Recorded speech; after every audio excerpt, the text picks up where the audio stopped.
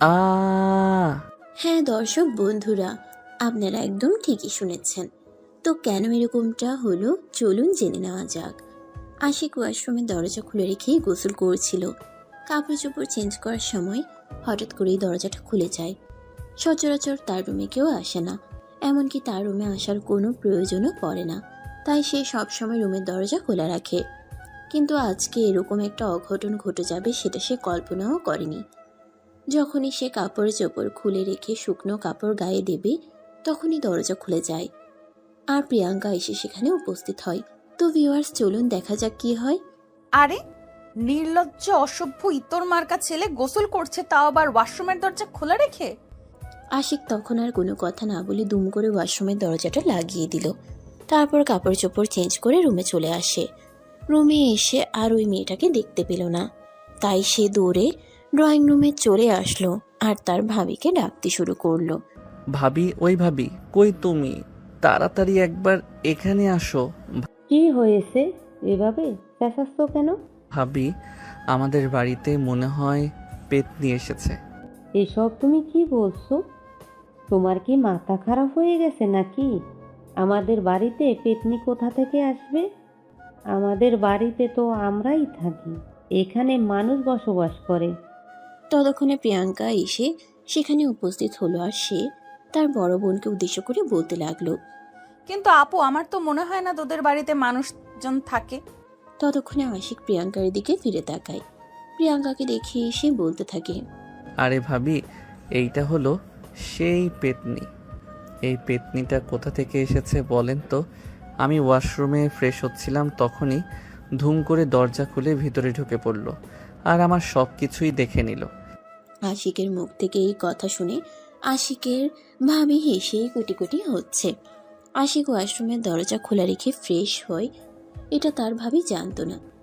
তার ভাবি এভাবে হাসছে এটা দেখে আশিক বলতে লাগলো, কি ব্যাপার ভাবি, কি হয়েছে? তুমি এভাবে হাসছো কেন? আমি তো তোমার হাসির কারণটাই বুঝতে পারছি না। আমি কেন হাসি সেটা তুমি বুঝতে পারছো না, তাই না? ওয়াশরুমের দরজা খোলা রেখে কেউ এভাবে ফ্রেশ হয় নাকি? আরে রুম আমার, ওয়াশরুম আমার, সেখানে আমি কিভাবে ফ্রেশ হব সেটা কি আমাকে অন্য কেউ বলে দেবে নাকি? আরে মিস্টার না, আরে মিস্টার না, ব্যাপারটা একদমই সেরকম নয়। আপনি উলঙ্গ হয়ে নাচানাচি করলেও আপনাকে কেউ দেখে বলতে যাবে না। আর হ্যাঁ আপু, আমি তাদের এই বাড়িতে আর এক মুহূর্ত থাকবো না। আমি এক্ষুনি এখান থেকে চলে যাচ্ছি। যেখানে এরকম উগান্ডারের বংশধর বসবাস করে সেখানে আমি কোনোভাবেই থাকতে পারবো না। তাছাড়া তুই আমাকে এ ব্যাপারে আগে কিছু বলিসনি কেন? আরে ভাই, এটা আবার আগে থেকে বলার কি আছে? তোরা দুজন মানুষ, এত বড় একটা রুম, ওখানে থাকতে পারবি না? অ্যাডজাস্ট করে একটু মানিয়ে নে। মানে তুমি এসব কি বলছো ভাবি? আমি কিছুই বুঝতে পারছি না। এই মেয়েটা তোমার কে হয়? আর এইসব কি বলছো তুমি? তোরা দুজনেই মাথা ঠান্ডা কর, আমি সব কিছুই বুঝিয়ে বলছি। আশিক, এই হলো প্রিয়াঙ্কা, আমার একমাত্র ছোট বোন। আর প্রিয়াঙ্কা, এই হলো আশিক, তোর ভাইয়ার আপন চাচাতো ভাই। তোরা দুজনে খাবার টেবিলে গিয়ে বস, আমি ততটা দুজনের জন্য খাবার বানিয়ে এক্ষুনি নিয়ে আসছি। তোর খাবার তুই খা, আমি এখানে তোর খাবার খেতে আসিনি। আমি এখানে থাকবোই না। তুই কি ভেবেছিস এরকম একটা ফাজিল মার্কা ছেলের সঙ্গে আমি এখানে থাকবো? কখনোই না। আমি আজই বাড়িতে ফিরে যাব। তাহলে আপনি এখনো এখানে দাঁড়িয়ে আছেন কেন? তাড়াতাড়ি বের হয়ে যান। আমিও চাই না আপনি এখানে থাকুন। আরে ভাই, তোরা দুজনেই দুজনে ঝগড়া বন্ধ কর আর মুখটা বন্ধ করে টেবিলে বস। আমি তোদের জন্য খাবার নিয়ে আসছি, তারপরে তোদের ঝামেলার কথা শুনবো। এই বলে প্রিয়াঙ্কার বড় বোন সেখান থেকে চলে গেল।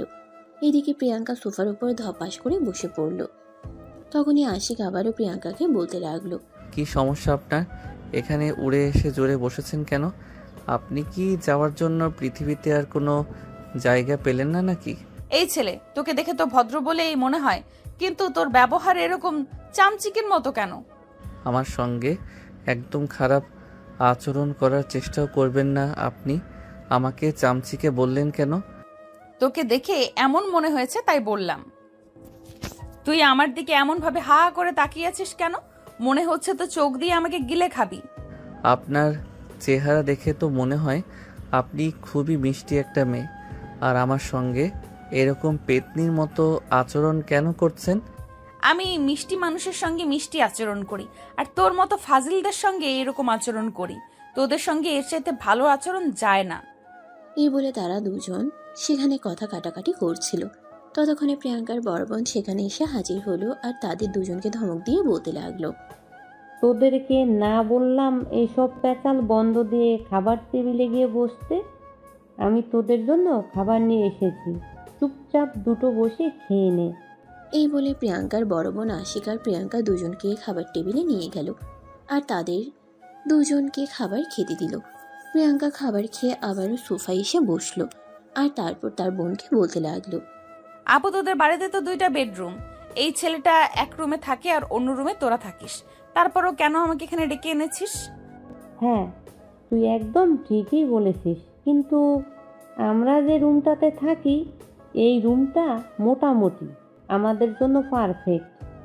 আর আশিক যে রুমটাতে থাকে ওই রুমটাও কিন্তু একেবারে ছোট নয়, যথেষ্ট বড়।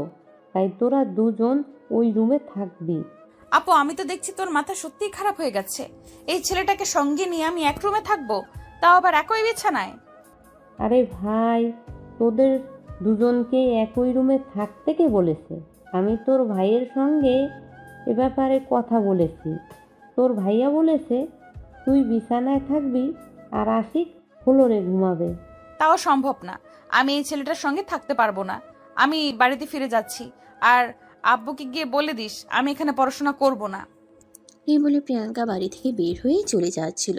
তখনই তার বড় বোন পিছন থেকে তাকে আটকায় আর তারপর বলতে থাকে, দেখ, তুই তো খুব ভালো করে জানিস আমার প্রেগনেন্সি 5 মাস চলছে।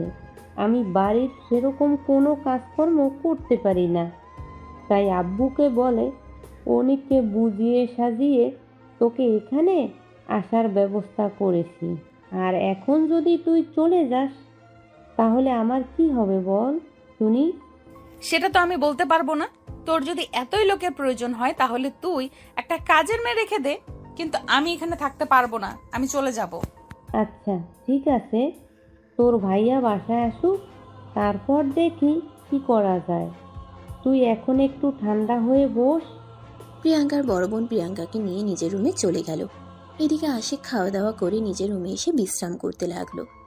বিকেলবেলা তার বন্ধুরা তাকে ফোন করলো একটু বাইরে যাওয়ার জন্য, তাই সে রেডি হয়ে বাইরে বের হচ্ছিল। তখনই পিছন থেকে প্রিয়াঙ্কা বলে ওঠে, ওই হিরোইনচি, কোথায় যাচ্ছিস? যেখানেই সেখানে যাচ্ছি। আপনার কাছে কৈফিয়ত দিতে হবে নাকি? মন চাইলে জাহান্নামেও যেতে পারিস, আমাকে কোনো কৈফিয়ত দিতে হবে না। আমার কটা জিনিস লাগবে, এগুলো তো কিনে দিতে হবে। আমি কারোর চাকর নই। আপনার কোনো জিনিসের প্রয়োজন হলে আপনি নিজেই গিয়ে নিয়ে আসতে পারেন। এই কথা বলতে বলতে আশিক বাসা থেকে বের হয়ে চলে যাচ্ছিল। তখনই প্রিয়াঙ্কার দুলাভাই দরজা খুলে বাসার ভিতরে প্রবেশ করছিল। প্রিয়াঙ্কার দুলাভাই বাসার ভিতরে প্রবেশ করে প্রিয়াঙ্কাকে উদ্দেশ্য করে বলতে লাগলো, আমার শালি যে, কেমন আছো? আর কখন আসলে তুমি? এই বাসায় এসে পৌঁছানোর আগ পর্যন্ত ভালোই ছিলাম, কিন্তু যখন থেকে এখানে এসেছি তারপর থেকে আমি একদমই ঠিক নেই। আরে এসো, তুমি কি বলছো? এখানে এসে তো তুমি তোমার বোনকে দেখতে পেয়েছো। তুমি তো তোমার বোনকে অনেক বেশি ভালোবাসো, তাই এখানে আসার পর তোমার আরো ভালো থাকার কথা। হ্যাঁ, এটা ঠিক যে আমি আমার বোনকে অনেক বেশি ভালোবাসি, তাই বোনকে দেখার পর আমার ভালো থাকারই কথা। কিন্তু আপনাদের বাড়িতে যে একটা বদমাইশকে পুষে রেখেছেন সেটা তো আমি জানতাম না। যখন থেকে এসেছি তখন থেকে আমার সঙ্গে ঝামেলা করেই যাচ্ছে। আরে তুমি বদমাস কাকে বলছো? ও আচ্ছা, আশিকের কথা বলছো তো? আশিকের কথা বলছো তো? ও একটু এরকম, ওর সঙ্গে মানিয়ে নিতে পারলে সব ঠিক হয়ে যাবে। আরে, আপনার কি মাথা খারাপ হয়ে গেছে? আমি মানিয়ে নিব, তাও আবার এই ছেলেটার সঙ্গে? কখনোই না, জাস্ট অসম্ভব। তখনই প্রিয়াঙ্কার দুলাভাই প্রিয়াঙ্কাকে বলতে থাকে, তার মাথা ঠান্ডা করে একটু পয়সার জন্য কয়েকদিন গেলে এমনি এমনি সব ঠিক হয়ে যাবে। তাই প্রিয়াঙ্কা তার দুলাভাইয়ের কথা মেনে নিল আর বাড়ির ভিতরে চলে গেল। এদিকে আশিক তো ততক্ষণে বাসা থেকে বের হয়ে চলে গেছে, চায়ের দোকানে বসে আছে আর তার বন্ধুদের সঙ্গে আড্ডা দিচ্ছে। আরে যা ভিউয়ার্স, আপনাদেরকে তো এখনো নায়ক নায়িকার ব্যাপারে কিছুই বললাম না। আমাদের গল্পের নায়ক আশিক এই বছর ইন্টার ফার্স্ট ইয়ারে পড়াশোনা করছে, আর আমাদের গল্পের নায়িকা এই বছর ইন্টার পাশ করেছে, ভার্সিটিতে ভর্তি হবে সামনে, কয়েকদিন ফ্রি আছে তাই বোনের বাসায় এসেছে। তাছাড়া তার গুণ অসুস্থ, এই সময়ে তার বোনের একজন মানুষ প্রয়োজন, তাই তার বাবা মা তাকে এখানে পাঠিয়েছে। চলুন কথা না বাড়িয়ে মূল গল্পে ফিরে আসি আর দেখে আমাদের গল্পে কি হতে চলেছে। আশিক বন্ধুদের সঙ্গে চায়ের দোকানে বসে চা খাচ্ছে আর আড্ডা দিচ্ছে। তখনই হঠাৎ করে আশিকের মোবাইলটা বেজে উঠল। একটা অন্য নাম্বার থেকে ফোন এসেছে, তাই আশিক ফোনটা রিসিভ করতে চাইল না, কিন্তু পরপর ফোনটা বেজেই চলেছিল, তাই বাধ্য হয়ে আশিককে ফোনটা রিসিভ করতে হলো। আর আশিক ফোনটা রিসিভ করতেই অপর প্রান্ত থেকে শুনতে পেল, এই ছেলে, তুই তো আচ্ছা বদমাইশ। তোকে তখন আমি আমার কয়েকটা জিনিস এনে দিতে বললাম, এইদিকে আমি দুলাভাইয়ের সঙ্গে কথা বলছি আর তুই চুপ করে সে কথা শুনে চলে গেলি। কথার ধরন দেখে বুঝতে পারলো এটা প্রিয়াঙ্কা ছাড়া অন্য কেউ হতেই পারে না, তাই সে বলতে লাগলো, এই যে ম্যাডাম শুনেন, আমি তো আপনাকে বলে দিয়েছি আমি আপনার চাকর নই, আমি আপনার কোনো হুকুম তামিল করতে পারবো না। আরে ভাই, একটা কাজ করে দিলে যদি হুকুম তালিম হয়ে যায় তাহলে আর তোকে কি বলবো, প্লিজ এরকম করিস না আমার সঙ্গে। দুলাভাইয়ের কাছে বলতেও লজ্জা পাচ্ছি, তুই একটু এনে দে। এই বলে প্রিয়াঙ্কা আশিককে অনেক অনুনয় বিনয় করতে লাগলো। আশিকেরও প্রিয়াঙ্কার অনুনয় বিনিময় শুনে মনটা নরম হয়ে আসলো, তাই আশিক প্রিয়াঙ্কাকে বলল, আচ্ছা ঠিক আছে, আপনার কি কি আনতে হবে সেটা একটা SMS করে লিখে পাঠিয়ে দিন, আর টাকা পাঠিয়ে দিন, আমার কাছে টাকা নেই। এই বলে আশিক ফোনটা কেটে দিল আর তার বন্ধুদের সঙ্গে আড্ডা দিতে লাগলো। বন্ধুদের সঙ্গে আড্ডা দেওয়ার সাথে সাথে প্রায় সন্ধ্যা হয়ে আসলো। তখনই আশিক মোবাইলটা হাতে নিল প্রিয়াঙ্কা কোনো মেসেজ করেছে কিনা সেটা দেখার জন্য, কারণ প্রিয়াঙ্কা তো বলেছে জিনিসটা তার খুবই প্রয়োজনীয়। আর এখন যদি আশিক সেই জিনিসটা না নিয়ে বাসায় চলে যায় তাহলে তো আবার প্যাচাল শুনতে হবে। আশিক মোবাইলটা হাতে নিয়েই দেখতে পেল দুটো মেসেজ এসেছে। আশিক মেসেজ সেন্ড করলো, আর তারপর যেটা দেখলো সেটার জন্য আশিক মোটেও প্রস্তুত ছিল না। একটা তো বিকাশ অ্যাপে 500 টাকা এসেছে সেটার মেসেজ, আর অন্য একটা হলো 1 প্যাকেট স্যানোরা প্যাড আর পেইন কিলার। মেসেজটা দেখেই আশিকের মেজাজ কিছুটা গরম হয়ে গেল, কারণ একটা আনমেরিড ছেলেকে এগুলো নিয়ে আসার জন্য ফার্মেসিতে যেতে হবে। ফার্মেসিয়ান কি মনে করবে, তাই আশিক তখনই একবার প্রিয়াঙ্কাকে ফোন দিল আর বলতে লাগলো, এই যে ম্যাডাম, আপনার কি মাথা খারাপ হয়ে গেছে নাকি? আপনি কি লিখে পাঠিয়েছেন জানেন আপনি সেটা? হ্যাঁ, আমি খুব ভালো করেই জানি আমি কি লিখে পাঠিয়েছি। দেখুন, আমি আপনার মতো মাথা খারাপ নই। আমি ফার্মেসিতে গিয়ে ফার্মেসিয়ানকে কোনোভাবেই বলতে পারবো না এগুলো দিতে। আরে এতে এত লজ্জা পাওয়ার কি আছে? এগুলো এখন খুব সাধারণ বিষয়। বাসা থেকে আসার সময় আমার মনে ছিল না, না হলে আমি নিয়ে আসতাম। আর এইখানে আসার পর হঠাৎ করে পিরিয়ড হয়ে গেছে।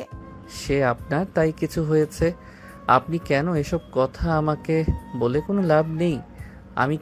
আমি আপনার জন্য এসব আনতে পারবো না। এ কথা বলে আশিক ধরাম করে ফোনটা কেটে দিল। তখনই প্রিয়াঙ্কা আবারও আশিককে ফোন দিতে লাগলো। 2-3টা কল দেওয়ার পর আশিক ফোনটা রিসিভ করলো আর ধমক দিয়ে বলতে লাগলো, কি হলো? কি সমস্যা আপনার? আপনি এভাবে বারবার আমাকে ফোন দিচ্ছেন কেন? আপনাকে না বললাম আমি আপনার এসব ফালতু জিনিস আনতে পারবো না, তারপরও কেন ফোন দিচ্ছেন বলেন তো শুনি। প্রিয়াঙ্কা ততক্ষণে তার মোবাইলটা তার বড় বোনের কাছে দিয়ে দিয়েছে আর তার বড় বোনকে সবকিছু বলেছে। তখনই প্রিয়াঙ্কার বড় বোন আশিককে বলতে লাগলো, আশিক ভাই, আমার প্লিজ তুই একটু এনে দে, আমার কাছে নেই, থাকলে আমি ওকে দিয়ে দিতাম। তোর ভাইয়া সারা দিন অফিসে অনেক পরিশ্রম করে এসেছে, তাছাড়া এখন বিশ্রাম নিচ্ছে, না হলে আমি তোর ভাইয়াকে দিয়েই আনিয়ে নিতাম। আরে ভাবি, আমি কি করে আনবো এগুলো? আরে ভাই, তুই ফার্মেসিতে গিয়ে বললেই দিয়ে দে, প্লিজ নিয়ে আসিস। বড় ভাবির কথা কোনোভাবেই অমান্য করতে পারে না আশিক, তাই তাকে বাধ্য হয়েই ফার্মেসিতে যেতে হলো। কিন্তু ফার্মেসিতে গিয়ে সে চুপচাপ দাঁড়িয়ে আছে, কোনো কথাই বলছে না। এদিকে সে আসার পর মিনিমাম 15-20 জন কাস্টমার এসে ওষুধ নিয়ে চলে গেছে। তখনই ফার্মেসিয়ান তাকে বলে, কি ব্যাপার ভাই, আপনি সেই কখন থেকে এখানে দাঁড়িয়ে আছেন? কিছু হয়েছে নাকি আপনার? না ভাই, আমার কিছু জিনিস লাগতো তাই এসেছে, কিন্তু কিভাবে বলবো সেটাই ভেবে পাচ্ছি না। ও আচ্ছা, বুঝতে পেরেছি ভাই, মনে হয় নতুন নতুন বিয়ে করছেন তাই না? আপনি 1 মিনিট, আমি দিচ্ছি। এই কথা বলে ফার্মেসিয়ান একটা কন্ডোমের প্যাকেট নিয়ে সেটা প্যাক করে আশিকের হাতে তুলে দিল। আশিক তো লজ্জায় একদম মরে যাওয়ার মতো অবস্থা। তার তো ঘরে বই নেই, তাহলে সে কন্ডোমের প্যাকেট দিয়ে কি করবে? তখনই আশিক ফার্মেসিয়ানকে বলল, আরে ভাই, এটা আপনি কি করছেন? আমি এটা দিয়ে কি করব? আমার এটা লাগবে না। আরে ভাই, লজ্জা পাওয়ার কিছু নেই, এখানকার যুগে কেউ এসব ব্যাপার নিয়ে কোনো লজ্জা পায় না।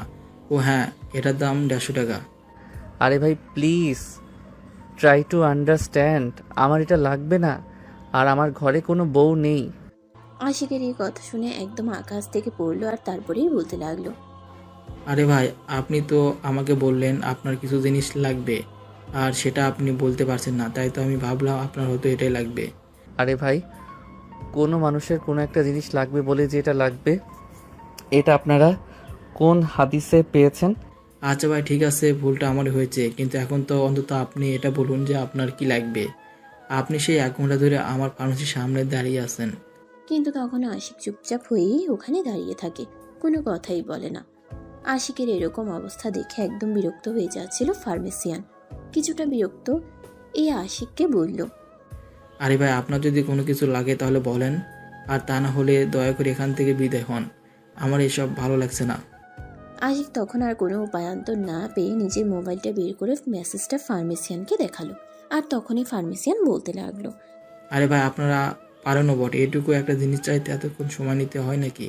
এগুলো আর এমনকি একটা সেনারা আর 1 পাতা পেইন কিলার। আরে ভাই, আমি যেগুলো এর আগে কোনোদিন কিনেছি নাকি? কিনে আননি তো কি হয়েছে, কেনা অভ্যাস করতে হবে না? বউ পালতে হলে তো এগুলো লাগবেই। আরে ভাই, আপনাকে কতবার বলবো আমি বিয়ে করিনি, আমার বউ নেই।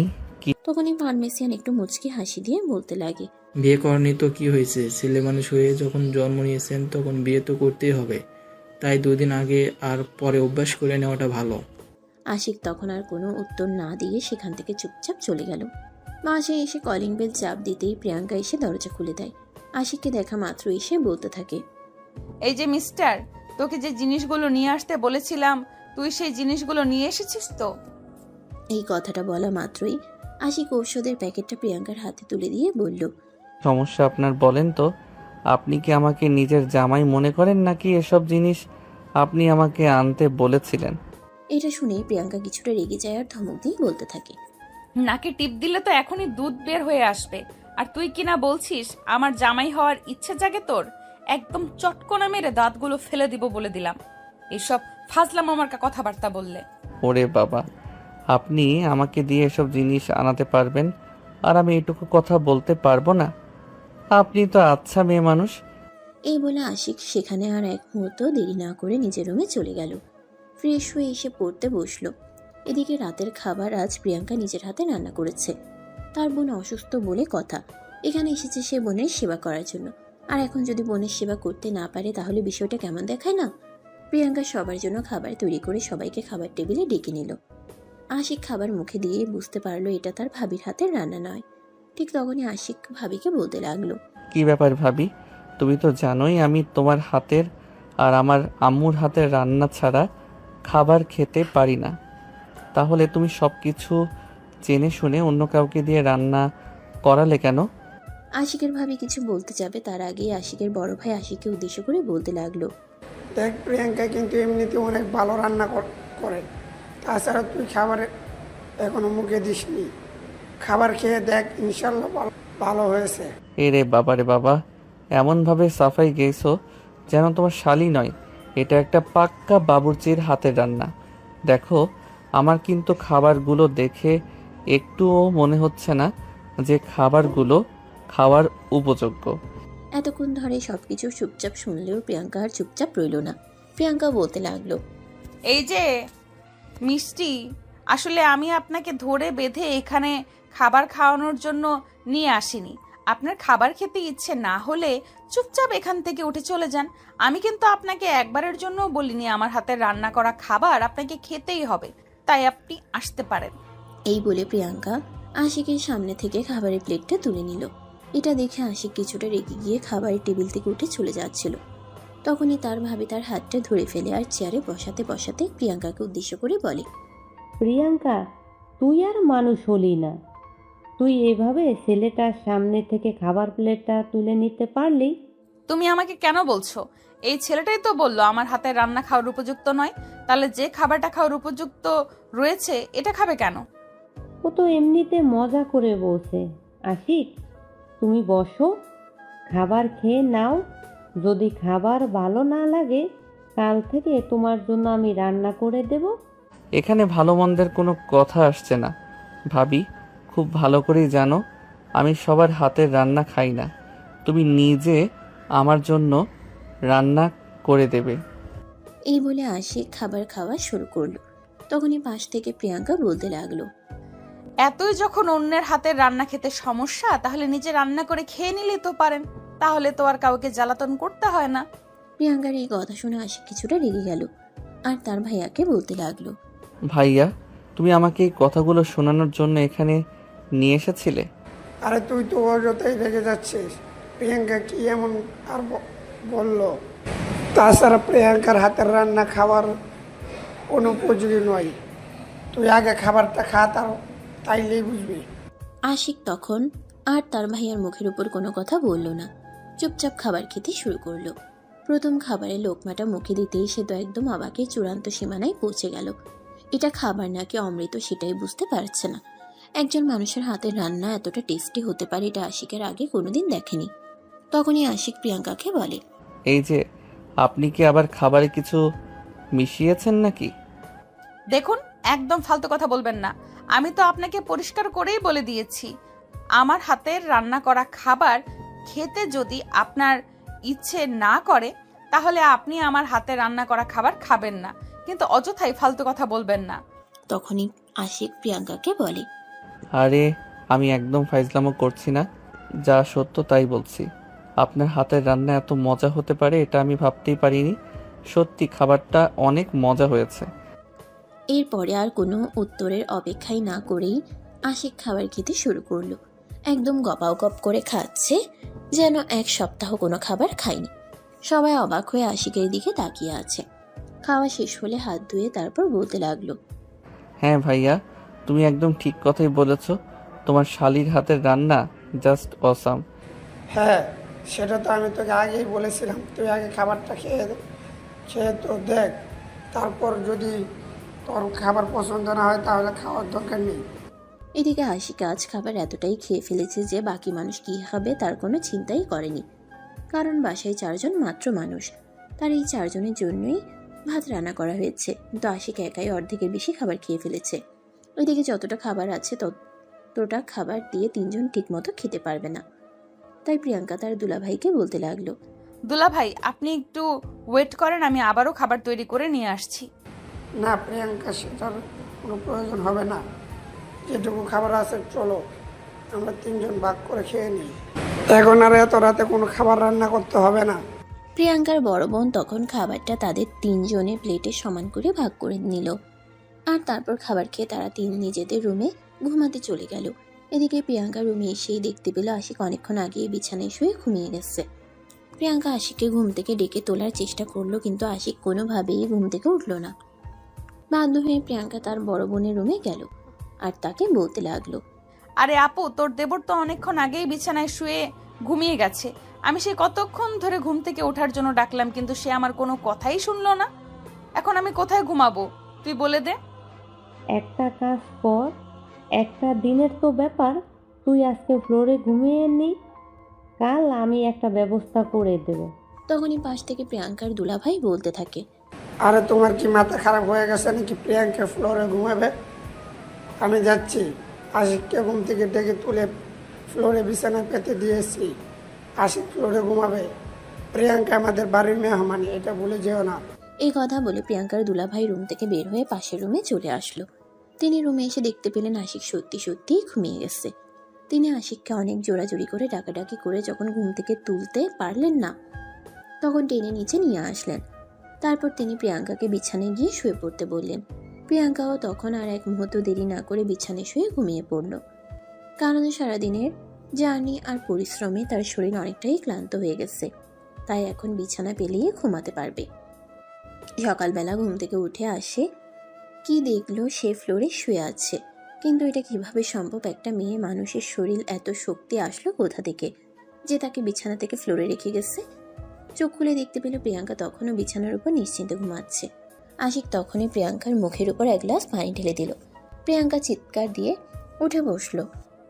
আপু, তোদের বাসার ছাদ ভেঙে গেছে, আমার মুখের উপর পানি পড়ছে, তাড়াতাড়ি আয়। তখনই আশিক প্রিয়াঙ্কার মুখ চেপে ধরে আর তারপর বলতে লাগে, এই যে ম্যাডাম চুপ করেন, এখানে বাসার ছাদ ফুটা হয়নি, আমি আপনার মুখে পানি দিয়েছি। আরে তুই কি পাগল হয়ে গেছিস নাকি? হ্যাঁ, এখন তো বর্তমানে আমি পাগলের মতোই হয়ে গেছি, কারণ আমি বিছানায় ঘুমিয়েছিলাম আর আপনি আমাকে রেখে নিজে বিছানায় শুয়ে ঘুমিয়ে গেছেন।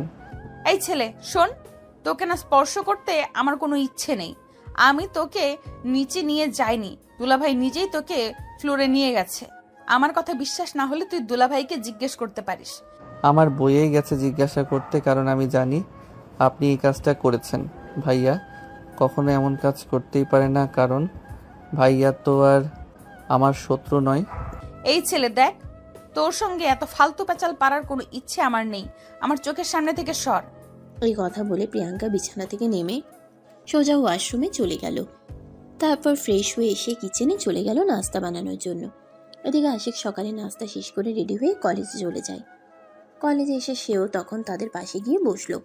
কিন্তু প্রতিদিনের মতো নয়, আজ তার মুখটা একদম অন্ধকার, কালো হইয়া আসে। দেখেই বুঝে যাচ্ছে কারোর সাথে কোনো ঝামেলা করে এসেছে। তখনই তার বন্ধু তাকে বলতে থাকে, এটা কি ব্যাপার দোস্ত, কি হয়েছে তোর? তোকে এরকম বিচ্ছিন্ন দেখাচ্ছে কেন? কি হয়েছে তোর? আমাদের বল তো শুনি। আরে ভাই আর বলিস না, একটা ব্যাপক ঝামেলায় পড়ে গেছি। আমার তো মনে হচ্ছে এখন আমি এই কলেজে ভর্তি হয়েই সবচাইতে বড় ভুল করেছি। আরে সব কিছু তো ঠিকঠাকই চলছে, তাহলে আবার কি হলো? আমাদের একটু খুলে বল, তা না হলে আমরা বুঝবো কি করে যে তোর কি হয়েছে। অতঃপর আশিক তার বন্ধুদেরকে সবকিছুই খুলে বলল। সবকিছু শুনে তার বন্ধুরা আশিককে বলল মেসে চলে যাওয়ার জন্য। তখন আশিক তার বন্ধুদেরকে বলল, আরে ভাই তোরা তো জানিস আমি বাইরের খাবার খাই না, ভাবি খুব ভালো রান্না করে, ভাবির হাতের খাবার খাই। তাছাড়া আরও একটা প্লাস পয়েন্ট এখন সেখানে যুক্ত হয়েছে। আরে ভাই, তুই নিজেই তো বললি ওখানে থাকতে তোর সমস্যা হচ্ছে, তাহলে এখন আবার প্লাস পয়েন্ট কোথা থেকে আসলে সেটা তো বুঝতে পারছি না। কোন প্লাস পয়েন্ট এসেছে সেটা আমাকে খুলে বল। আশিক তখন প্রিয়াঙ্কার রান্নার ব্যাপারে বলল। এই কথা শুনে তার বন্ধুরা হেসেই কুটি কুটি হচ্ছে আর বলছে, আরে ভাই, তুই তো দেখছি একদম জাতা, মানুষটাকে সহ্য করতে পারবি না আর তার হাতে রান্নাও খেতে চাইবি, এটা তো হতে পারে না। তো কি করব আমি? তোরাই বলে দে, মেয়েটার হাতের রান্না জাস্ট অসাধারণ, একবার খেলে মুখে লেগে থাকবে। তোরাও যদি কোনো একবার খেতে পারিস তাহলে জীবনেও ভুলতে পারবি না। তাহলে তো ভাই তোর বাসায় একবার যেতেই হয়। তুই যদি বলিস আমরা বন্ধু বান্ধবরা সবাই মিলে একবার তোর বাসায় যাব। যে বাসায় আমার থাকার কোনো ঠিক ঠিকানা নেই, সেই বাসায় আমি তোদেরকে কিভাবে নিয়ে যাব সেটাই তো বুঝতে পারছি না। ভাবির বোনের হাতের রান্না নিশ্চয়ই একদিন তোদেরকে খাওয়াবো। এরপর তার বন্ধু বান্ধবরা মিলে প্রসঙ্গ পাল্টে নিয়ে অন্য গল্প করতে লাগলো। আর এদিকে দেখতে দেখতে ক্লাসের টাইম হয়ে আসলো। তারপর সবাই মিলে ক্লাসে চলে যায়। এভাবেই চলছিল দিনগুলো। দেখতে দেখতে প্রায় মাসখানেক সময় কেটে গেল। প্রিয়াঙ্কা আশিক একদম সহ্য করতে না পারলেও আশিক প্রিয়াঙ্কার প্রতি কেমন যেন একটা দুর্বলতা অনুভব করে। এই তো সেদিন আশিক আর তার ভাবি ড্রয়িং রুমে বসে বসে গল্প করছিল। তখনই হঠাৎ কথার ছলে আশিক প্রিয়াঙ্কার ব্যাপারে তার ভাবিকে বলে, ভাবি তোমার বোনকে আমার কাছে বিয়ে দিবে? আমার বোনকে বিয়ে করার শখ হয়েছে শেষ পর্যন্ত তোর? কেন ভাবি, তোমার বোনকে আমি বিয়ে করতে পারি না? পারিস না সেটা আমি কখন বললাম, কিন্তু প্রিয়াঙ্কা যে তোর চাইতে বয়সে বড় সেটা তুই জানিস, ক্লাসমেট হিসেবেও বড় সেটাও তুই জানিস। তোমার বোন আমার চাইতে বয়সে বড়, তাতে কি হয়েছে? কিন্তু তোমার বোনকে আমার কেন জানি ইদানিং খুব বেশি ভালো লাগে। কেন জানি তার প্রতি আমার অন্যরকম একটা মায়া অনুভূত হয়, একটা ভালো লাগা কাজ করে। দেখ ভাই, এসব ব্যাপারে আমার সঙ্গে কথা না বলে কোনো লাভ নেই, কারণ আমার বোন প্রচণ্ড রাগী। সে কখন কি করে বসে তার কিন্তু কোনো ঠিক ঠিকানা নেই। এসব উল্টাপাল্টা কথা যদি তুই তার সামনে বলিস না, তোর মাথা ফাটিয়ে ফেলে। সেরকম কিছুই করবে না, তুমি একবার পারমিশন দাও তো, আমি ট্রাই করে দেখতে পারি। আশিকের ভাবি তখন মুচকে হাসি দিয়ে বুঝিয়ে দিল আশিক তার বোনের সঙ্গে প্রেম করতে চাইলে তার কোনো প্রবলেম নেই।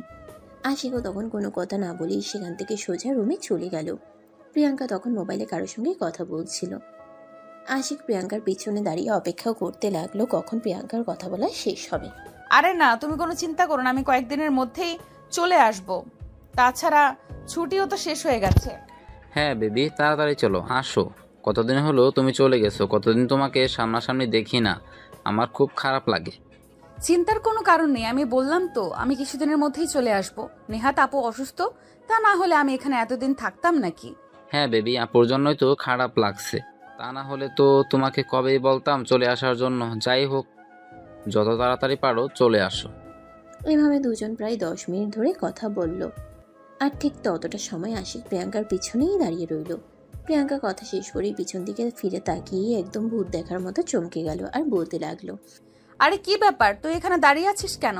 আর আমার কথা শুনছিলি কেন আড়াল থেকে? আমি আড়াল থেকে কেন শুনবো? আমি তো বেলকনিতেই দাঁড়িয়েছিলাম, কিন্তু এতক্ষণ যার সঙ্গে কথা বললেন সে কে? সে যাই হোক না কেন সেটা তোকে জানতে হবে না, আর যে কতগুলো শুনেছিস সেগুলোও ভুলে যা। আরে ম্যাডাম, আমি একটা পড়া মুখস্থ করলেও ওটা অত তাড়াতাড়ি ভুলে যায় না। তাহলে এখন কথাগুলো এখানে জলজান্ত দাঁড়িয়ে থেকে শুনলাম, সেগুলো আর তাড়াতাড়ি ভুলে যাব কি করে? দেখ, একদম বাড়াবাড়ি করিস না। আমি তোকে যেটা বলেছি তুই সেটাই করবি। এখানে দাঁড়িয়ে থাকিয়ে যে কথাগুলো শুনেছিস সেগুলো কোনোভাবেই দুলাভাই কিংবা আপুর কানে নিবি না। আশিক বেশ কিছুক্ষণ চুপ করে দাঁড়িয়ে থাকে, কিছু একটা চিন্তা করে আর তারপরেই প্রিয়াঙ্কাকে বলে, ঠিক আছে, আমি ভাইয়া ভাবিকে কিছুই বলবো না, কিন্তু তার বিনিময়ে আপনাকে আমার একটা কাজ করে দিতে হবে। ঠিক আছে, করে দিলাম। তখনই আশিক প্রিয়াঙ্কাকে বলে আগামীকাল প্রিয়াঙ্কাকে বিরিয়ানি রান্না করতে হবে। তার বন্ধুরা সবাই প্রিয়াঙ্কার রান্না খেতে আসবে, আর বিরিয়ানি সবাই খুব পছন্দ করে। এই কথা শুনে প্রিয়াঙ্কা বলতে থাকে, আচ্ছা ঠিক আছে, তাহলে তাই হবে, কিন্তু তুই ভুল করেও কাউকে কিছু বলতে পারবি না, তাহলে কিন্তু তোর মাথা একদম ফাটিয়ে ফেলবো বলে দিলাম। আশিক তখন মাথা নাড়িয়ে সেখান থেকে চলে গেল। প্রিয়াঙ্কাও রাতের খাবার তৈরি করার জন্য কিচেনে চলে যায়। এদিকে আশিক ছাদে বসে বসে ভাবতেছে প্রিয়াঙ্কা এতক্ষণ যার সঙ্গে কথা বলল, কথা শুনে তো মনে হচ্ছে তারা গার্লফ্রেন্ড বয়ফ্রেন্ড। কিন্তু প্রিয়াঙ্কার যদি অন্য একটা বয়ফ্রেন্ড থাকে তাহলে কি সে আশিককে অ্যাকসেপ্ট করবে? আসলে সত্যি বলতে এটাই যে আশিক প্রিয়াঙ্কার প্রতি অনেকটাই দুর্বল হয়ে পড়েছে, বলতে গেলে ভালোবেসে ফেলেছে। প্রিয়াঙ্কা আশিককে অ্যাকসেপ্ট করবে কি করবে না সেটা তো পরে দেখা যাবে, আগে আশিকের বন্ধুরা এ বাড়ি থেকে ঘুরে যাবে। পরের দিন কলেজে গিয়ে আশিক তার সকল বন্ধুকে বলে আজ বিকেলেই তার বাড়িতে আসার জন্য, সবাইকে প্রিয়াঙ্কার হাতে রান্না খাওয়াবে। তার বন্ধুরা এই কথা শুনে অনেক খুশি হয়। আর সেদিন বিকেলেই কলেজ শেষ হলে সবাই মিলে আশিকের বাড়িতে চলে আসে। এদিকে প্রিয়াঙ্কা তখন রান্নাঘরে সবার জন্য খাবার তৈরি করছে। আশিকের বন্ধু বান্ধবরা সবাই এসেই ড্রয়িং রুমে বসে অপেক্ষা করতে লাগলো আগে প্রিয়াঙ্কার সঙ্গে দেখা করার জন্য। আশিক নিজের রুমে গিয়ে ফ্রেশ হয়ে তারপর ড্রয়িং রুমে আসলো। তখনই আশিকের বান্ধবী রিয়া আশিককে বলে, আরে ভাই, তোর বিয়াইন কোথায়? ওনাকে তো আগে ডেকে নিয়ে আয়, ওনার সঙ্গে তো আগে একটু কথা বলি। বিয়াইন তো তোদের জন্য রান্না করছে, তোরা অপেক্ষা কর, আমি ডেকে নিয়ে আসছি। এই বলে আশিক সেখান থেকে সোজা কিচেনে চলে গেল। প্রিয়াঙ্কার রান্না ততক্ষণে হয়ে এসেছে, কিন্তু এই প্রচণ্ড গরম, প্রায় 36 ডিগ্রি সেলসিয়াস তাপমাত্রা। এর মধ্যে রান্নাঘরে রান্না করে প্রিয়াঙ্কার অবস্থা তো একদম নাজেহাল হয়ে পড়েছে, ঘেমে একাকার। আশিক বুঝতে পারলো প্রিয়াঙ্কা কিছুটা বিরক্ত হয়েছে, তাই সে প্রিয়াঙ্কাকে বলল, আই এম সো সরি, আমার আর আমার বন্ধুদের জন্য আপনাকে এই গরমের মধ্যে রান্না করতে। ইটস ওকে, ব্যাপার না, আমরা তো মেয়ে মানুষ, এই গরমের মধ্যেও রান্নাঘরের তাপমাত্রা সহ্য করার ক্ষমতা আমাদের রয়েছে। কিন্তু তারপরও এই ভর দুপুরে আমার আর আমার বন্ধুদের জন্য আপনাকে এতটা কষ্ট করতে হলো।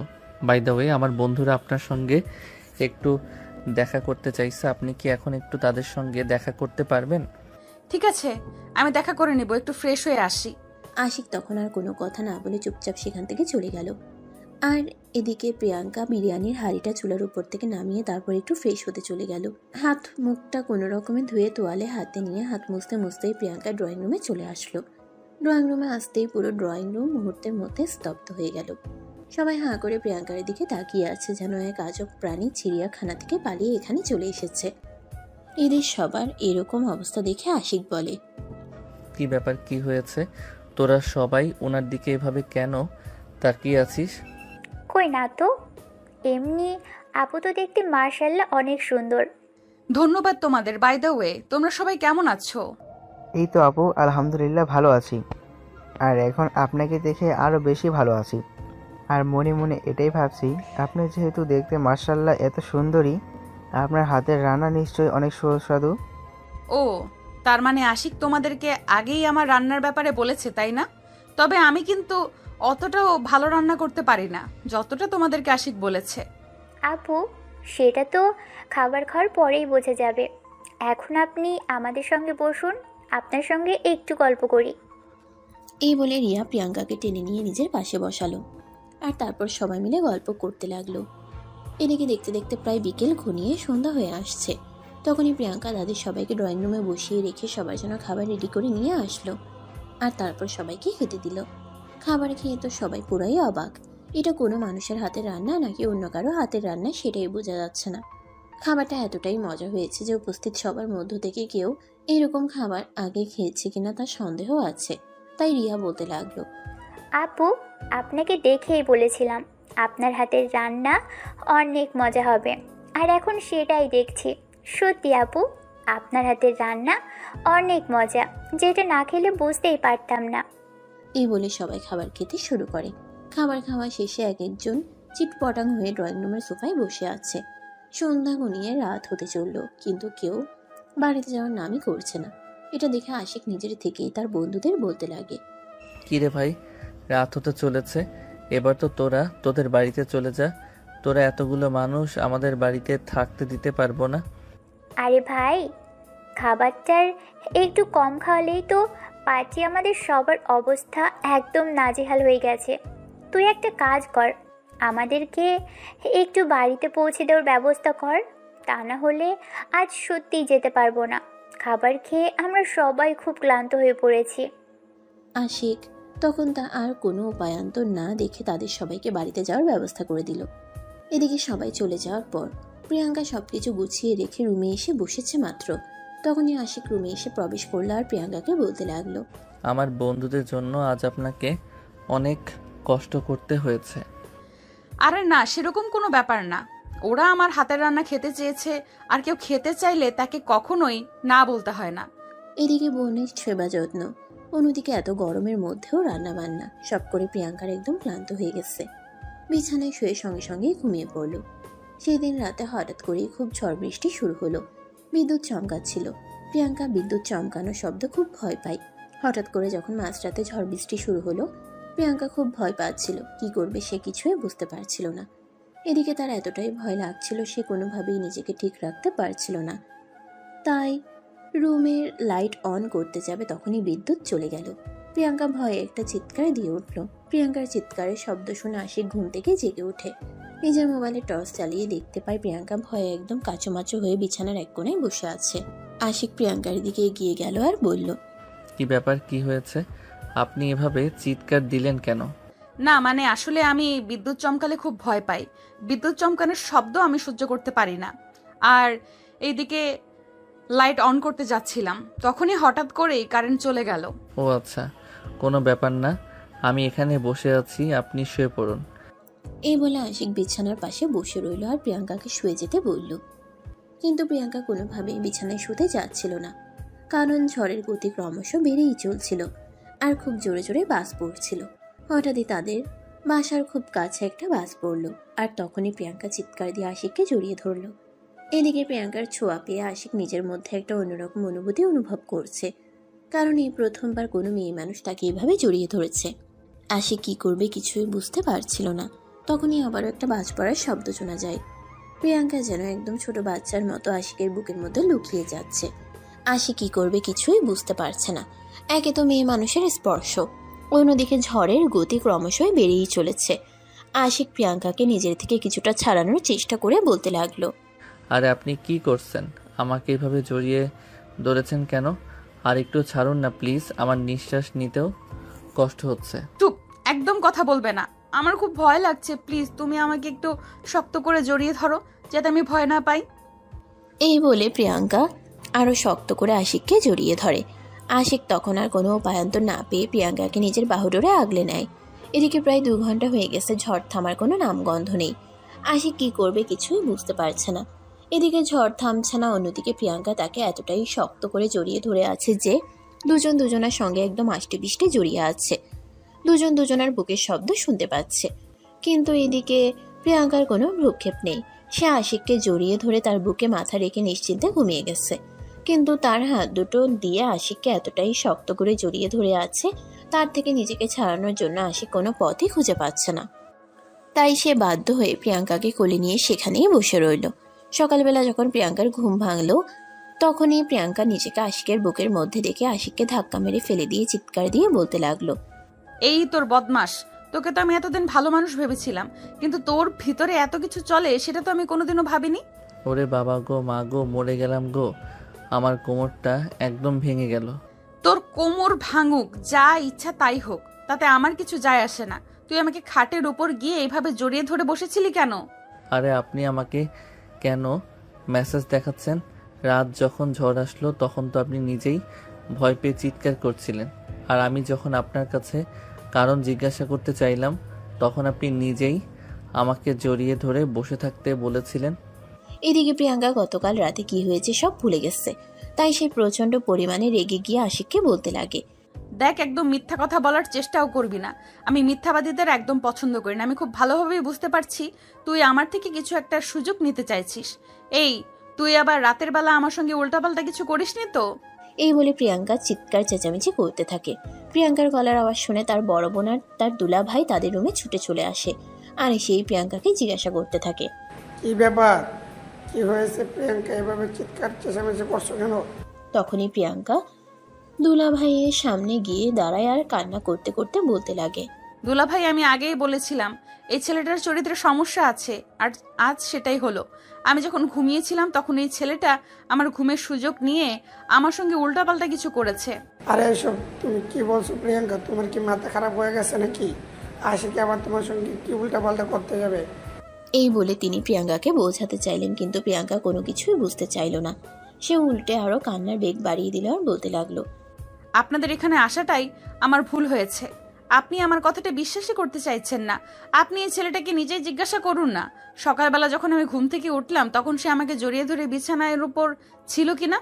প্রিয়াঙ্কার কথা শুনে তার বোন আর তার দুলা ভাই দুজনেই একদম টাসকি খেয়ে গেল। তার কথাটা বিশ্বাসই করতে পারল না। তাই প্রিয়াঙ্কার দুলা ভাই কথাটা সত্যতা যাচাইয়ের জন্য আশিককে বলে, আশিকে এসব আমি কি শুনছি? প্রিয়াঙ্কা যা বলছে তা কি সত্যি?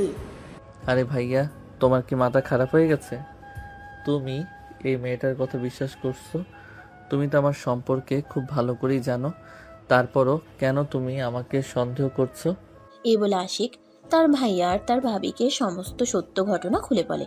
সবকিছু শুনে প্রিয়াঙ্কার বড় বোন প্রিয়াঙ্কাকে বলে, দেখ প্রিয়াঙ্কা, আশিক একদম সত্য কথা বলছে, কারণ আমরা সবাই জানি তুই ঝড় বৃষ্টি এলে খুব ভয় পাস, আর কাল রাতে সত্যি অনেক ঝড় এসেছিল। তুই হয়তো ঘুমের ঘোরে সব কিছু ভুলে গেছিস, কিন্তু আমরা কোনো কিছুই ভুলে যাইনি। নিজের বোনের মুখ থেকে যখন গতকালের রাতে ঝড় হওয়ার কথা এইসব শুনলো, প্রিয়াঙ্কা তখন এই কথাটা বিশ্বাস করলো। তারপর আর আশিককে কিছু বললো না। এভাবেই চলছিল তাদের দিনগুলো। আশিক এখন প্রিয়াঙ্কার প্রতি একদম আসক্ত হয়ে গেছে। এখন আর ভাবি কিংবা মায়ের হাতে রান্না খেতে ইচ্ছে করে না। এখন প্রিয়াঙ্কার হাতে রান্নাই যেন তার কাছে অমৃতের মতো লাগে। কিন্তু সেটা কতদিন আর চলবে? প্রিয়াঙ্কার বাড়িতে চলে আসার দিন হয়ে আসলো। সেদিন বিকেলবেলা সবাই ড্রয়িং রুমে বসে আড্ডা দিচ্ছিল। তখনই প্রিয়াঙ্কা তার দুলাভাইকে বলে, দুলা ভাই, আমাকে তো বাড়িতে চলে যেতে হবে, আমার ভার্সিটি শুরু হয়ে গেছে। আরে সেটা তো আমরা ভুলে গিয়েছিলাম। তুমি আর কয়দিন আগে কেন বললে না? কারণ আমাদের বাসার জন্য তো একটা কাজের মেয়ে দেখতে হবে। তোমার আপু তো আর এই অবস্থায় কোনো কাজ করতে পারবে না, আর আমি তাকে কোনো কাজ করতে দিবও না। এর কয়দিন তুমি ছিলে তো নিশ্চয় ছিলাম। আমি তো আরো 1 সপ্তাহ আগেই আপুকে বলেছিলাম। কেন আপু আপনাকে বলেনি কিছু? না রে, আমি ভুলে গেছিলাম। যাই হোক, আমার শরীর এখন অতটাও খারাপ হয়নি। কয়েকদিন আমি চালিয়ে নিতে পারবো, তারপর না হয় একটা কাজের মেয়ে নিয়ে আসা যাবে। এদিকে প্রিয়াঙ্কার চলে যাওয়ার কথাটা শুনেই আশিকের মুখ একদম কালো হয়ে গেল। সে একদম চুপচাপ বসে রইল। তার চোখ দুটোতে পানি টলমল করছে। এই বুঝি বৃষ্টি নেমে আসবে। প্রিয়াঙ্কা এই ব্যাপারটা লক্ষ্য করলো, কিন্তু বোন দুলাভাইয়ের সামনে কিছু বলল না। রূপ চুপচাপ রুমে চলে আসলো। এদিকে সেদিন সন্ধ্যাবেলা আশিক ব্যালকনিতে বসে আছে, চুপচাপ আকাশের দিকে তাকিয়ে কান্না করছে। কোনো শব্দ হচ্ছে না, চোখ দিয়ে শুধু টপ টপ করে পানি পড়ছে। প্রিয়াঙ্কা পাশে এসে দাঁড়ায় আর তারপর আশিককে বলে, কি ব্যাপার, কি হয়েছে তোমার? কিছুই বুঝলাম না, তুমি এভাবে কান্না করছো কেন? প্রিয়াঙ্কার গলার আওয়াজ শুনে আশিক ততক্ষণে নিজের চোখের পানি মুছে নিয়েছে। তারপর পিছন ফিরে প্রিয়াঙ্কার দিকে তাকিয়ে বলে, কই না তো, কিছু হয়নি, আমি একদম ঠিক আছি, আর কান্না কেন করব? এই বলে প্রিয়াঙ্কাকে কোনো কথা বলার সুযোগ না দিয়ে আশিক পাশ কাটিয়ে সেখান থেকে বের হয়ে বাইরে চলে গেল। প্রিয়াঙ্কা ব্যাপারটা কিছুই বুঝতে পারলো না, আশিক কেন এভাবে হঠাৎ করে কান্না করলো। যাই হোক, রাতের বেলা তার রুমে ফিরে আসতেই হবে, তখন না হয় তাকে জিজ্ঞাসা করা যাবে। কিন্তু দুর্ভাগ্যবশত আশিক সেদিন রাতে আর বাসায় আসলো না। সে তার ভাবিকে ফোন দিয়ে জানিয়ে দিল তার এক বন্ধুর বাড়িতে পার্টি আছে, রাতে সেখানেই থেকে যাবে, আর সকালবেলা সেখান থেকেই কলেজে চলে যাবে। আশিকের এরকম আচরণ দেখে প্রিয়াঙ্কা কিছুই বুঝতে পারছে না, শুধুই চিন্তা করে চলেছে আশিক কেন এরকম আচরণ করছে, কিন্তু কোনো কুল কিনারা খুঁজে পাচ্ছে না। এদিকে আশিক আর তার বন্ধুর হৃদয় তাদের বেডরুমে শুয়ে আছে। তখনই হৃদয় আশিককে বলে, আচ্ছা দোস্ত, আমি তো তোর বেস্ট ফ্রেন্ড, আর কাউকে না হলেও তো আমাকে তো বলতে পারিস তোর কি হয়েছে। তুই এভাবে কান্না করছিস কেন? তোর চোখ দুটো একদম লাল হয়ে আছে। আরে ভাই, তোকে আমি কি করে বলবো, আমি তো নিজেই ভেবে পাচ্ছি না আমি কি করে এরকমটা করে ফেললাম। দেখ ভাই, তোকে এত কিছু ভাবতে হবে না। কি হয়েছে সেটা আমাকে খুলে বল, তারপর দেখি কিছু করতে পারি কি না। অতঃপর আশিক হৃদয়ের কাছে সবকিছু খুলে বলল। সবকিছু শুনে হৃদয় বলল, আরে বেটা, এতদিন তো শুধু ভাবতাম তোর মাথা খারাপ হয়ে গেছে, আর আজকে তো দেখছি সত্যি সত্যি তোর মাথা খারাপ হয়ে গেছে। তোর বিয়ান তোর থেকে 3 বছরের বড়, এটা কি তুই ভুলে গেছিস? আর তুই নিজেই বলছিলি ওই মেয়েটা অন্য একটা ছেলের সঙ্গে রিলেশনে আছে, তাহলে তুই এরকমটা ভাবছিস কি করে? আমি কোনো কিছুই জানি না, আর জানতেও চাই না। আমি ওকে ভালোবেসে ফেলেছি, ব্যাস এইটুকুই। আমার ভালোবাসার কাছে পৃথিবীর অন্য কোনো শক্তি এসে বাধা হয়ে দাঁড়াক, সেটা আমি চাই না। দেখ, প্রথমত প্রিয়াঙ্কা আপু অন্যজনের সঙ্গে রিলেশনে আছে। দ্বিতীয়, তুই তাকে ভালোবাসিস সে কথা সে জানে না। আর তৃতীয়ত, সে এখান থেকে চলে যাবে, তাই যা করার আমাকে আজ রাতের মধ্যেই করতে হবে। কি করবি? এখানে কি করার আছে? আমার মনে হয় কিছুই করার নেই, যা হয়ে যাচ্ছে তা হয়ে যেতে দেওয়া উচিত। আশিকের এই কথা শুনে হৃদয় আশিককে ধমক দিয়ে বলতে থাকে, দেখ, আমার মনে হয় সত্যি তোর মাথা খারাপ হয়ে গেছে। যে মানুষটাকে হারিয়ে ফেলার ভয়ে কান্না করছিলিস, আবার সেই মানুষটাকে হারিয়ে যেতে বলছিস। তো কি করব? আমি যাকে পাবো না তার জন্য কেন প্রচেষ্টা করব? যে হারিয়ে যাওয়ার সে তো হারিয়ে যাবেই। ভুল করেছি আমি ভালোবেসে, আমার ওকে ভালোবাসা উচিত হয়নি। এই বলে আশিক ছোট বাচ্চাদের ন্যায় হাওমাও করে কান্না করতে শুরু করে। এদিকে হৃদয় কি করবে কিছুই ভেবে পাচ্ছে না। সারাটা রাত এভাবেই কেটে গেল। হৃদয় আর আশিক কেউই একবারের জন্য নিজেদের চোখ বন্ধ করলো না। এদিকে আশিক তো কান্না করেই চলেছে একদম ননস্টপ। সকাল হতেই হৃদয় তার অন্য সব বন্ধুদেরকে নিজেদের বাড়িতে ডেকে নেয়, আর তারপর সবাই মিলে চিন্তা করতে থাকে কিভাবে কি করা যায়। সবাই মিলে একটা সিদ্ধান্তে পৌঁছায়, আর তারপর তারা সবাই আশিককে নিয়ে তাদের বাড়িতে চলে আসলো। সকাল তখন 8টার মতো বাজে। কলিং বেল চাপ দিতেই আশিকের বড় ভাবি এসে দরজাটা খুলে দেয়, আর আশিককে দেখেই বলতে থাকে, কি রে, তুই না বলেছিলিস সকালে আর বাসায় আসবি না? তোর বন্ধুর বাসা থেকেই কলেজে চলে যাবি? তাহলে আবার আসলি যে? আশিক তখন তার ভাবির কথার কোনো উত্তর না দিয়ে দৌড়ে ভিতরে চলে গেল আর প্রিয়াঙ্কাকে খুঁজতে লাগলো। কিন্তু কোথাও প্রিয়াঙ্কাকে খুঁজে পেল না। পুরো বাসা একদম ফাঁকা, কোথাও প্রিয়াঙ্কার চিহ্নটুকুও নেই। তাই সে দৌড়ে আবার ড্রয়িং রুমে চলে আসে। তার ভাবি তার এরকম কর্মকাণ্ড দেখে বলতে থাকে, আরে তোর কি হয়েছে সেটা তো আমাকে বলবি। তুই যদি আমাকে খুলে না বলিস তাহলে আমি বুঝবো কি করে? তখনই পাশ থেকে হৃদয় বলে, ভাবি, আপনার বোন কোথায়? আমরা আপনার বোনের সঙ্গে কথা বলতে এসেছি। প্লিজ ওনাকে একটু ডেকে দিন। ও তো এখানেই নাই। এ তো কিছুক্ষণ হলো তোমাদের ভাইয়া ওকে স্টেশনে ছাড়তে গেছে। কিছুক্ষণ পরেই হয়তো ট্রেন আসবে। আরে কি বলেন ভাবি? এই তোরা সবাই চল তো দেখ। এই বলে হৃদয় আশিক আর অন্য সবাইকে নিয়ে বাসা থেকে বের হয়ে পড়লো। একটা সিএনজি নিয়ে সোজা রেল স্টেশনে চলে আসলো। আর তারপর সবাই মিলে দৌড়াদৌড়ি করে প্রিয়াঙ্কা আর প্রিয়াঙ্কার দুলাভাইকে খুঁজতে লাগলো। তখনই স্টেশনে ট্রেন ঢুকতে যাবে, এদিকে আশিকের মুখের দিকে তাকানো যাচ্ছে না। চিন্তায় একদম মুখ কালো হয়ে আসছে। কাল রাতে কিছু খায়নি, সব মিলিয়ে একদম নাজেহাল অবস্থা। এদিকে আশিকের বন্ধুরা প্রিয়াঙ্কাকে তন্ন তন্ন করে সারা স্টেশন খুঁজে চলেছে, কিন্তু কোথাও পাচ্ছে না। তখনই হঠাৎ চোখ পড়লো প্রিয়াঙ্কার তার দুলাভাই ট্রেনের দিকে এগিয়ে যাচ্ছে। তখন হৃদয় তখনই দৌড়ে গিয়ে প্রিয়াঙ্কার হাত ধরলো আর বলতে লাগলো, আপু প্লিজ, আপনি এখান থেকে যাবেন না। হঠাৎ করে হৃদয়ের এখানে চলে আসা আর এমন কথায় প্রিয়াঙ্কা অনেকটাই অবাক হয়ে পড়ে। তাই সে হৃদয়কে বলে, আরে এইসব তুই কি বলছিস? আমার ভার্সিটি শুরু হয়ে গেছে, আমাকে তো যেতেই হবে। তাছাড়া তুমি এখন হঠাৎ করে এখানে কোথা থেকে আসলে? আপু, আমি আপনাকে সব কিছু খুলে বলছি, কিন্তু প্লিজ আপনি ট্রেনে উঠবেন না। এদিকে আসুন, একটু শান্ত হন, তারপর সব কিছু বলছি। তখনই প্রিয়াঙ্কার দুলাভাই হৃদয়ের হাত থেকে প্রিয়াঙ্কার হাতটা ছাড়িয়ে নিয়ে বলতে লাগলো, আরে তোমার মাথা খারাপ হয়ে গেছে নাকি? এই একটাই ট্রেন যেটা দিয়ে প্রিয়াঙ্কা বাড়িতে যেতে পারবে, তা না হলে আবার কালকে যেতে হবে। এখান থেকে সরো আর প্রিয়াঙ্কাকে যেতে দাও। এই বলে তিনি প্রিয়াঙ্কাকে ট্রেনে তুলে দিচ্ছিলেন প্রায় তখনই আশিক আর তার অন্য বন্ধুরা সবাই সেখানে এসে পৌঁছালো। আশিকের বড় ভাই আশিক এবং তার বন্ধু সবাইকে এখানে দেখে একদম হতবাক।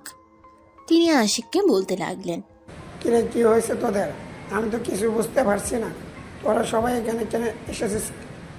আর তুই না গতকাল রাতে তোর তোর বন্ধুর বাসায় গিয়েছিলি আর বলেছিলি সেখান থেকে কলেজে চলে যাবি, তাহলে এখানে স্টেশন আসলি কেন? ভাইয়া প্লিজ তুই শান্ত হও আর একটু সাইডে আসো। এই কথা বলে আশিক আর তার বন্ধুরা মিলে প্রিয়াঙ্কা আর তার দুলাভাইকে নিয়ে স্টেশনের বাইরে এসে একটা চায়ের দোকানে বসলো। প্রিয়াঙ্কার রাগে ফুসফুস করছে, তাকে কেন বাড়িতে যেতে দেওয়া হলো না। রাগে প্রিয়াঙ্কার চেহারা একদম টমেটোর মতো লাল হয়ে গেছে। তখনই প্রিয়াঙ্কা হৃদয়কে উদ্দেশ্য করে বলে, কি হয়েছে, কি সমস্যা তোমাদের? এবার আমাকে বলো। আমার তো ট্রেন মিস করিয়ে ছাড়লে, আজকে তো আর বাড়িতে যাওয়া হলো না, আব্বুর বকাও শুনতে হবে নিশ্চিত। আপু, তোমাকে তোমার আব্বুর কাছ থেকে বকা শুনতে হবে সেটার জন্য তুমি নিশ্চিত আছো? কিন্তু একজন মানুষ যে তোমার জন্য কান্না করতে করতে মরে যাচ্ছে, সেটার জন্য তোমার একটু চিন্তা নেই? হৃদয়ের এই কথা শুনে প্রিয়াঙ্কা যেন একদম আকাশ থেকে পড়লো আর বলতে লাগলো, আরে আমার জন্য কি আবার কাঁদতে কাঁদতে মরে যাচ্ছি? আমি তো কিছুই বুঝতে পারছি না কি হয়েছে, আর তোমরা কি বলতে চাইছো একটু খুলে বলো শুনি। অতঃপর প্রিয়াঙ্কার কাছ থেকে অনুমতি নিয়ে হৃদয় সবকিছু বলতে শুরু করলো। সবকিছু শুনে প্রিয়াঙ্কা আর প্রিয়াঙ্কার দুলাভাই দুজনেই একদম স্তব্ধ হয়ে গেছে। কেউ কিছু বলছে না, কিছু বলার ভাষাই খুঁজে পাচ্ছে না। বেশ কিছুক্ষণ চুপ করে থেকে প্রিয়াঙ্কার দুলাভাই হঠাৎ করে আশিকের দুই গালে ঠাস ঠাস করে বেশ কয়েকটা চড় বসিয়ে দিল আর বলতে লাগলো, অবশেষে কিনা আমাকে ইজ্জতহীনতা করতে হলো তোর। আমি তোকে নিজের ভাইয়ের মতো ভেবেছিলাম, আমার বাসায় থাকতে চেয়েছেন মাত্রই কিনা অবশেষে আমাকেই অপমানিত করলি। আশিক তখন কোনো কথাই বোঝে না, চুপচাপ ভাইয়ের হাতে মার খেয়েই চলেছে। এদিকে আশিকের বন্ধুরা তার ভাইয়ের হাত থেকে তাকে ছাড়িয়ে নিয়ে বলতে লাগলো, ভাইয়া প্লিজ আপনি শান্ত হন, আপনি বিষয়টা বোঝার চেষ্টা করুন। দেখুন, ভালোবাসা বয়স কিংবা সময় দেখে হয় না। ভালোবাসা এমন একটা জিনিস যেটা আমাদের মধ্যে শুধু অনুভব হয়। হ্যাঁ, এটা আমরা সবাই জানি। তাদের দুজনের মধ্যে বয়সের বিশাল একটা গ্যাপ আছে, কিন্তু বয়স কখনো ভালোবাসার ক্ষেত্রে বাধা হয়ে দাঁড়াতে পারে না। চুপ কর, একদম চুপ। তোমরা সবাই আমার চোখের সামনে থেকে চলে যাও। আমি তোমাদের চেহারাটাও দেখতে চাই না। তোমরা আমাকে কি বলতে চাইছো বলো তো? অনেক জোরে ধমক দিয়ে এই কথাটা বললেন আশিকের ভাইয়া। ততক্ষণে চায়ের দোকানের সবাই তাদের দিকে হা করে তাকিয়ে আছে। হৃদয় বিষয়টা বুঝতে পেরে আশিকের ভাইয়ার হাত দুটো ধরে বলতে থাকে, প্লিজ ভাইয়া, আমরা সবাই আপনাকে রিকোয়েস্ট করে বলছি, আপনি প্লিজ শান্ত হন। দেখুন, বয়স শুধুমাত্র একটা সংখ্যা। যদি বয়স ভালোবাসার ক্ষেত্রে বাধা হয়ে দাঁড়াতো, তাহলে হয়তো পৃথিবীতে একা একা ভালোবাসার গল্প পূর্ণতা পেত না। আজকালকার যুগে জুনিয়র সিনিয়রদের প্রেমগুলোই সবচাইতে বেশি ইন্টারেস্ট হয়। তাদের ভালোবাসাগুলোই খুব সুন্দর হয়। তাদের ভালোবাসার সম্পর্কগুলো এখনও বিচ্ছেদের রূপ নেয়নি। এই বলে সবাই আশিকের ভাইয়াকে বিষয়টা মেনে নেওয়ার জন্য রিকোয়েস্ট করতে থাকে। আর এদিকে প্রিয়াঙ্কা ততক্ষণ ধরে সবকিছু চুপচাপ বসে বসে শুনছে, কোনো কথাই বলছে না। একদম যেন সিনেমা হলে বসে নীরব দর্শকের মতো সিনেমা দেখছে। তখনই হঠাৎ করে প্রিয়াঙ্কা উঠে দাঁড়ালো আর বলতে লাগলো, চুপ করো তোমরা সবাই। তোমরা কি আমাকে খেলনার পুতুল পেয়েছো নাকি? আর আশিক, তোমাকে বলছি, যেখানে তুমি জানো আমি একজনের সঙ্গে রিলেশনে আছি, সেখানে তোমার এইসব কথা বলতে একটু লজ্জা করছে না? আমি তোমার বড়, সেটা তুমি জানো। আশিক তখনও কোনো কথা বলে না, চুপচাপ দাঁড়িয়ে থেকে নিজের চোখের পানি ছাড়তে থাকে, যেন তার চোখে নদীর তীর ভেঙে গেছে। অঝরে শুধু চোখ দিয়ে জল পড়ছে। প্রিয়াঙ্কা আশিকের সামনে গিয়ে দাঁড়ায়, আর তারপর দুই হাতে আশিকের শার্টের কলার ধরে বলতে থাকে, কি হলো? কোনো কথা বলছো না কেন? চুপচাপ কেন দাঁড়িয়ে আছো? আর কেন এসব নাটক শুরু করেছো? এই বলে প্রিয়াঙ্কা কান্না করতে করতে আশিকের দুই গালে এলো পাথারি ছড় মারতে থাকে। আশিক তখন আর চুপ করে না থেকে কান্না করতে করতে বলতে থাকে, হ্যাঁ, তুমি আমাকে মারো, মারতে মারতে মেরে ফেলো, কারণ তোমাকে না পেলে আমার বেঁচে থাকা আর মরে যাওয়া সমান সমানই। তোমাকে আমি অনেক বেশি ভালোবেসে ফেলেছি, যদিও তোমাকে প্রচণ্ড ভয় পাই। এই কথা এখনো পর্যন্ত মুখে বলার সাহস পাইনি। তখনই প্রিয়াঙ্কা আরো রেগে গিয়ে চিৎকার দিয়ে বলতে থাকে, দেখো, একদম নাটক করো না। চুপচাপ তোমার সাঙ্গপাঙ্গদের নিয়ে এখান থেকে চলে যাও, আর আমাকে আমার বাড়িতে ফিরে যেতে দাও। এই বলে প্রিয়াঙ্কা সেখান থেকে তার দুলাভাইকে নিয়ে বাস স্টপের দিকে রওনা দিবে। তখনই আশিক পিছন থেকে প্রিয়াঙ্কার হাতটা ধরে ফেলে আর বলতে থাকে, প্লিজ, তুমি আমাকে এভাবে ফেলে যেও না। আমি সত্যি তোমাকে না পেলে মরে যাব। তোমাকে আমি নিজের অজান্তে এই কথাটা ভালোবেসে ফেলেছি, সেটা আমি নিজেও জানি না, কিন্তু তোমাকে ছাড়া বেঁচে থাকতে পারবো না, এটা আমি জানি। প্রিয়াঙ্কার মেজাজ ক্রমশই গরম হয়েই চলেছে। সে এসব কিছু আর নিতে পারছে না। এক ঝটকা আশিকের হাত থেকে নিজের হাতটা ছাড়িয়ে নিয়ে ঠাস করে আশিকের গালে একটা চড় বসিয়ে দেয় আর বলে, আশা করি আমার এই চরের কথা যতদিন মনে থাকবে ততদিন আর আমাকে মনে পড়বে না। কিন্তু পরক্ষণেই ঘটল আরেকটি বিলক্ষণ ঘটনা। আশিক প্রিয়াঙ্কার পা দুটো জড়িয়ে ধরে আর বলতে থাকে, প্লিজ, তুমি আমাকে এভাবে ফেলে চলে যেও না। তোমাকে ছাড়া সত্যি আমি বেঁচে থাকতে পারবো না। আমি তোমার দুইটা পায়ে ধরি, তোমার ভালোবাসা আমাকে ভিক্ষা দাও। আশিকের ভাইয়া প্রিয়াঙ্কার কাছ থেকে আশিককে ছাড়িয়ে নেওয়ার অনেক চেষ্টা করে, কিন্তু কোনোভাবেই বেড়ে উঠছিল না। প্রিয়াঙ্কাও নিজেকে ছাড়ানোর চেষ্টা করতে থাকে, কিন্তু তাতে কোনো লাভই হয় না। আশিক আরো শক্ত করে জড়িয়ে ধরে প্রিয়াঙ্কার পা দুটো আর কান্না করতে থাকে। এইভাবেই চলে যায় প্রায় 10 মিনিট মতো সময়। আশিক একদম ছোট বাচ্চাদের মতো কান্না করে। ছোট বাচ্চারা যেমন কোনো কিছু একটা জিনিসের বায়না করলে সেটা না পেলে মাটিতে হামাগুড়ি দিয়ে কান্না করতো, আশিকেরও আজ সেম অবস্থা। 10 মিনিট পর প্রিয়াঙ্কা আশিককে বলে, এসব কেন করছো তুমি? প্লিজ এখান থেকে চলে যাও। তোমায় ভালোবাসি, তুমি হাজারবার বললেও আমি তোমায় ফেলে কোনোভাবেই চলে যেতে পারবো না। তাহলে তুমি কি চাও সেটাই বলো। আমি চাই তুমি ভালোবেসে আমার সঙ্গে সারাটা জীবন কাটিয়ে দাও, এরপর আমার আর কিছুই লাগবে না। প্রিয়াঙ্কা তখন আশিকের হাত দুটো ধরে বলতে থাকে, এই কথাগুলো কতদিন থাকবে সেটা জানতে পারি? সারা জীবন কখনো এই কথা নড়চড় হবে না, কারণ সত্যি আমি তোমাকে অনেক বেশি ভালোবাসি। তোমাকে হারিয়ে আমি বেঁচে থাকতে পারবো না। I love you so much. কিন্তু আমি যে অন্য একজনকে ভালোবাসি, অন্য একজনের সঙ্গে আমার সম্পর্ক আছে, তার কি হবে সেটা একবার চিন্তা করেছো? সেই ব্যাপারে আমি কোনো কিছুই চিন্তা করতে চাই না, কারণ আমার শুধু তোমাকে চাই। তুমি আমার কাছে থেকে গেলে পৃথিবীর অন্য কিছু আমি তোয়াক্কা করি না। ও তাই বুঝি? এতটাই ভালোবাসো আমাকে? তখন আশিক বলে, হ্যাঁ, এতটাই ভালোবাসি তোমাকে যে তোমার জন্য আমি সব করতে পারি। এই কথা শুনে প্রিয়াঙ্কা বলে, এতটাই যখন ভালোবাসো আমাকে, তাহলে এতদিন আমাকে এই কথা বললে না কেন? কারণ আমি সেদিন শুনেছিলাম তুমি অন্য একজনের সঙ্গে কথা বলছিলে।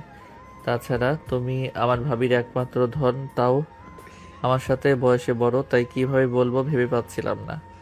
কিন্তু আমার এই বন্ধুগুলো আছে না, ওরাই আমাকে তোমার কাছে আমার মনের কথা শেয়ার করতে সাহায্য করলো। ও মা, তাই? তাহলে তো আমার তোমার কাছে নয়, তোমার বন্ধুদের কাছে যাওয়া উচিত ছিল, কারণ তোমার তো সাহসই নেই আমাকে ভালোবাসার কথা বলার। তাহলে সংসার করবে কি করে? কথাটা বলতে বলতেই আশিকের মুখটা মুহূর্তের মধ্যেই কালো হয়ে গেল। সে কোনো কথাই বলছে না, চুপচাপ দাঁড়িয়ে আছে। তখনই প্রিয়াঙ্কা সবার সামনে আশিককে টান দিয়ে নিজের বুকের সঙ্গে মিশিয়ে নিল, আর আশিকের কপালে আলতো করে একটা ভালোবাসার পরশিকে দিয়ে বলতে লাগলো, আরে আমি তো তোমার সঙ্গে মজা করছিলাম। সত্যি কথা হলো এটাই যে তোমাকে যেদিন প্রথম আমি দেখি সেদিন থেকেই তোমাকে ভালোবেসেছিলাম। কিন্তু আমি তোমার সাথে বয়সে বড়, তার উপর আবার আমি মেয়ে মানুষ, তাই তোমাকে কিছুই বলতে পারছিলাম না। আমি চাইছিলাম তুমি নিজের থেকে এসে আমাকে তোমার মনের কথা বলো। তারপর প্রিয়াঙ্কা বলতে থাকে এতদিন যা কিছু হয়েছে সবকিছু প্রিয়াঙ্কা ইচ্ছে করেই করেছে। সেদিন রাতে ইচ্ছে করেই প্রিয়াঙ্কা আশিককে জড়িয়ে ধরেছিল, আর সকালবেলা সবকিছু ভুলে যাওয়ার নাটক করেছিল। প্রিয়াঙ্কা সেদিন রাতে একদমই ঘুমায়নি, ঘুমের ভান ধরে শুয়েছিল। সে আশিকের চরিত্র পরীক্ষা করতে চাইছিল। আশিক কোনো মেয়েকে নিজের কাছে গেলে তার সরলতার সুযোগ নিতে চাইবে নাকি ভদ্রতার পরিচয় দেবে। এই কথা শুনে আশিক বলতে লাগলো, তো পরীক্ষা করে কি দেখলেন ম্যাডাম? এই যে তুমি পাশ করেছো। তখনই মাস থেকে হৃদয় বলে ওঠে, কিন্তু আপু, তুমি তো তাকে কোনো কিছু না বলেই এখান থেকে চলে যাচ্ছিলে। তাহলে পরীক্ষার ফাঁস আর ফেল এর মধ্যে তফাৎটা কি থাকতো? আমি জানতাম আশিক আমাকে ফেরাতে আসবে, আর আমি যদি আজ বাড়িতে চলে যাওয়ার বাহানাটা না করতাম তাহলে আশিক কোনোভাবেই এখানে আসতো না, আর আমাকে তার মনের কথা বলতো না। তার কাছ থেকে এই কথাটা শোনার জন্যই তো আমাকে একটু তো বাহানা করতেই হলো।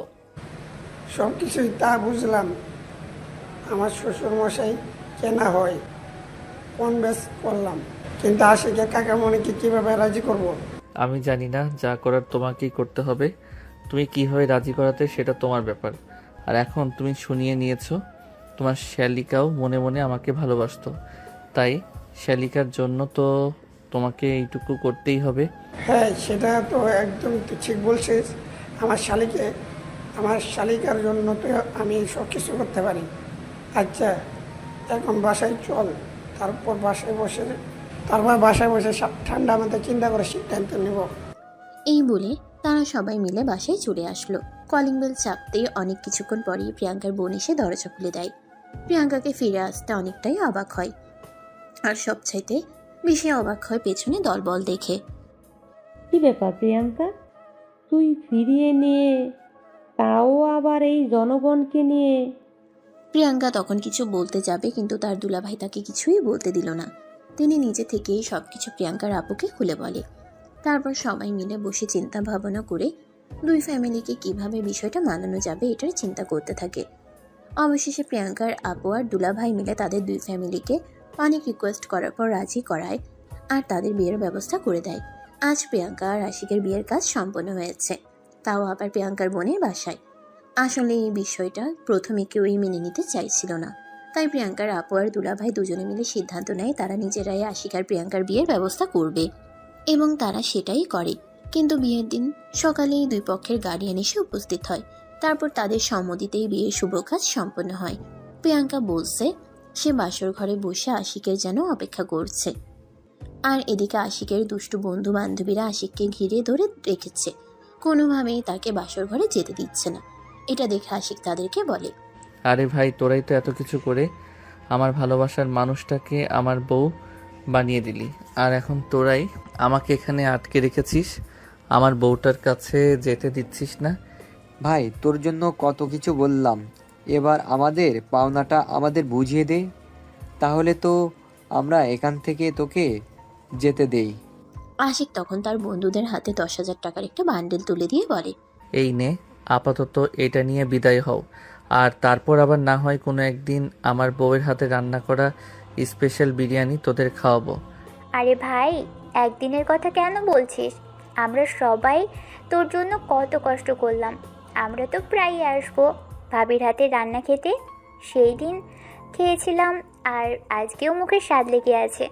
আচ্ছা ভাই, ঠিক আছে, এবার অন্তত আমাকে যেতে দে। প্রয়োজন হলে আমি তোদের জন্য একটা রেস্টুরেন্ট খুলে দেব। এই বলে আশিক কোনো রকমে তার বন্ধুদের কাছ থেকে ছুটে পালালো। রুমে এসে ছুটতে ছুটতে দরজাটা বন্ধ করে দিয়ে হাঁপাতে লাগলো।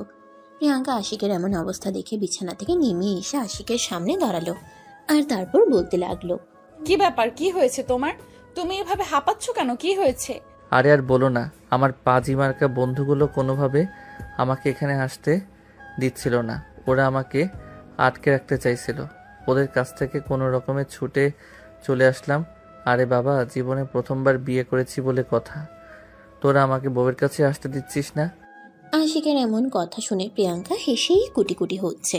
প্রিয়াঙ্কা এভাবে হেসে গড়াগড়ি খাচ্ছে, এটা দেখে আশিক প্রিয়াঙ্কাকে বলে, আরে তুমি এভাবে হাসছো কেন? এভাবে হাসলে তো আমি পাগল হয়ে যাব। পাগল হয়ে আর যাবে কোথায়? সেই তো ঘুরে ফিরে আমার কাছেই আসতে হবে। হ্যাঁ, তোমার পাগল তো তোমার কাছেই আসবে, অন্য কোথাও যাবে নাকি? এই বলে আশিক একটা শয়তানি মার্কা হাসি দিয়ে প্রিয়াঙ্কাকে একটা টান দিয়ে নিজের কাছে টেনে নিল। প্রিয়াঙ্কার কোমরে হাত রাখতেই প্রিয়াঙ্কা কেঁপে উঠল। আরে কি করছো তুমি? ছেড়ে দাও আমাকে, আমার কেমন যেন লাগছে। লাগুক, তাতে আমার কি? বহু বছর সাধনার পর এই রাত পেয়েছি, আজকে আর কোনো বাধা মানবো নাকি? এই বলে আশিক প্রিয়াঙ্কার কোমরে চাপ দিয়ে নিজের আরো কাছে টেনে নিল। প্রিয়াঙ্কার বুকের সঙ্গে নিজের বুক মিশিয়ে নিল। দুজন দুজনের স্পন্দন শুনতে পাচ্ছে। আশিক প্রিয়াঙ্কার নাকের সঙ্গে নিজের নাক ঘষছে। প্রিয়াঙ্কা অনেক জোরে জোরে নিঃশ্বাস নিচ্ছে। এটা দেখে আশিক বলতে লাগলো, কি হয়েছে তোমার? তুমি এভাবে এত জোরে জোরে নিঃশ্বাস নিচ্ছ কেন? জানি না, তোমার স্পর্শ পেতেই আমার কেমন যেন অন্যরকম একটা অনুভূতি হচ্ছে। কি রকম? আমি জানি না। তোমাকে জানতে হবে না, আমি জানিয়ে দিচ্ছি। এই বলে আশিক প্রিয়াঙ্কাকে নিজের আরো কাছে টেনে নিল। ও প্রিয়াঙ্কার দুই ঠোঁটে নিজের দুই ঠোঁট ডুবিয়ে দিল আর ইচ্ছে মতো চুম্বন করতে থাকলো। প্রিয়াঙ্কাও আশিকের সঙ্গে রেসপন্স করতে থাকে। বেশ কিছুক্ষণ ধরে চলে তাদের ডিপ কিসিং পর্ব। আশিক প্রিয়াঙ্কার ঠোঁট দুটো ছেড়ে দিয়ে প্রিয়াঙ্কার গলা নিচে মুখ ডুবিয়ে দেয়। প্রিয়াঙ্কা আরো জোরে জোরে নিঃশ্বাস নিতে থাকে। সারা ঘর জুড়ে ভেসে বেড়াচ্ছিল শুধু তার নিঃশ্বাসের শব্দ। আশিক তখনই আর এক মুহূর্ত দেরি না করে প্রিয়াঙ্কাকে নিয়ে চলে যায় সুখের রাজার সুপ্ত সাগরে আর তলিয়ে যায় সুখের মহাসমুদ্রে। এভাবেই শুরু হলো তাড়াতাড়ি দুষ্টু মিষ্টি একটা রোমান্টিক প্রেমের গল্প।